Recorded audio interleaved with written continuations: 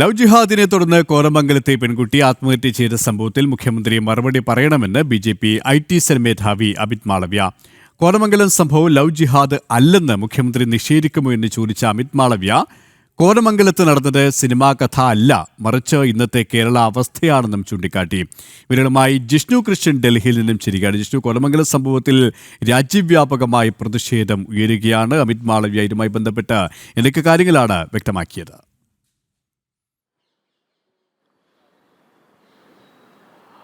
KP കോതമംഗലത്ത് love ജിഹാദിനിരയായി പെൺകുട്ടി മരിച്ച സംഭവത്തോടുകൂടി ലവ് ജിഹാദും ഒപ്പം ഇസ്ലാമിക ഭീകരവാദവും അതുമായി ബന്ധപ്പെട്ട മതപരിവർത്തനവുമായി ബന്ധപ്പെട്ട വിഷയങ്ങളും ദേശീയ തലത്തിൽ വീണ്ടും ചർച്ചയാവുകയാണ്. അക്കാര്യമാണ് ഈ BJPയുടെ IT സെൽ മേധാവി അമിത് മാളവ്യ അദ്ദേഹത്തിൻ്റെ എക്സ് പോസ്റ്റിലൂടെ വ്യക്തമാക്കിയിട്ടുള്ളത്. കേരളത്തിൽ കോതമംഗലത്ത് ലവ് ജിഹാദിനിരയായിട്ടുള്ള സംഭവത്തിൽ മുഖ്യമന്ത്രി മറുപടി പറയണം എന്നുള്ളതാണ് BJP ആവശ്യപ്പെട്ടിട്ടുള്ളത്. ഇപ്പോൾ കോതമംഗലത്ത് നടന്നിട്ടുള്ളത് സിനിമാ കഥയല്ല, ഇനി ലവ് ജിഹാദ് ഒരു കെട്ടുകഥയാണ് എന്ന് മുഖ്യമന്ത്രിക്ക് പറയാൻ സാധിക്കുമോ? അല്ലെങ്കിൽ മുഖ്യമന്ത്രിക്ക് ഈ കോതമംഗലത്തെ പെൺകുട്ടിയുടെ കുടുംബത്തോട് ലവ് ജിഹാദ് എന്നതൊരു കെട്ടുകഥയാണ് എന്ന് ഇനി പറയാൻ സാധിക്കുമോ എന്ന ചോദ്യമാണ് BJPയും IT സെൽ മേധാവി അമിത് മാളവ്യയും ഉൾപ്പെടെയുള്ളവർ ചൂണ്ടിക്കാണിക്കുന്നത്. കാരണം കേരളത്തെ സംബന്ധിച്ച് കേരളത്തിൽ ഇത്തരത്തിൽ ഇസ്ലാമിക ഭീകര പ്രവർത്തനത്തിൻ്റെ ഭാഗമായി പെൺകുട്ടികളെ നിർബന്ധപൂർവ്വം അല്ലെങ്കിൽ പ്രണയം നടിച്ചുകൊണ്ടും പ്രലോഭിപ്പിച്ചുകൊണ്ടും മതം മാറ്റുകയും അവരെ ഭീകര പ്രവർത്തനങ്ങൾക്ക് വേണ്ടി ഉപയോഗിക്കുന്നുണ്ട് എന്നുള്ളത് കാലങ്ങളായി നിലനിൽക്കുന്ന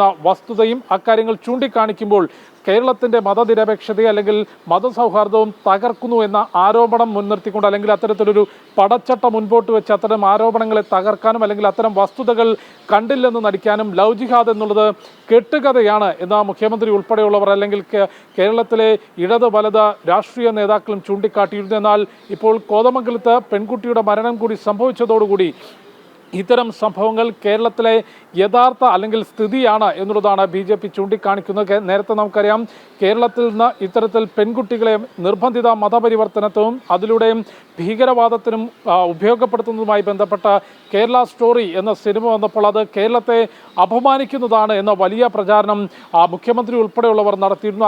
ആ സിനിമയ്ക്ക് ദേശീയ തലത്തിൽ പുരസ്കാരങ്ങൾ നേടിയപ്പോഴും അത്തരത്തിലുള്ള പരാമർശങ്ങളും അത്തരത്തിലുള്ള ആരോപണങ്ങളും ആ സിനിമയ്ക്ക് നേരെ ഉയർന്നിരുന്നു. പക്ഷെ അതിൽ ചൂണ്ടിക്കാണിക്കുന്നതിന് സമാനമായി കേരളത്തിൽ നിന്ന് പെൺകുട്ടികളെയും മതപരിവർത്തനത്തിന്, അതും നിർബന്ധിത മതപരിവർത്തനത്തിനും ഇസ്ലാമിക ഭീകരവാദത്തിൻ്റെയും ഭാഗമാക്കുന്നു എന്ന ചർച്ചയ്ക്കാണ് വീണ്ടും ഈ കോതമംഗലത്തെ പെൺകുട്ടിയുടെ മരണത്തോടുകൂടി വഴി തുറന്നിട്ടുള്ളത്. ദേശീയ തലത്തിൽ വീണ്ടും ഇത്തരത്തിലുള്ള സംഭവങ്ങൾ, അതായത് ലവ് ജിഹാദും അതിനെതിരെ കേരളത്തിൽ എതിരെ നടപടികൾ സ്വീകരിക്കാത്ത വിഷയവും മുഖ്യമന്ത്രി പിണറായി വിജയൻ്റെ ഈ വിഷയത്തിലെ നിലപാടുമെല്ലാം ദേശീയ തലത്തിൽ വീണ്ടും ചർച്ചയാവുകയാണ്. KP ജിഷ്ണു കൃഷ്ണനാണ് ഡൽഹിയിൽ നിന്ന് വിശദാംശങ്ങൾ നൽകിയത്.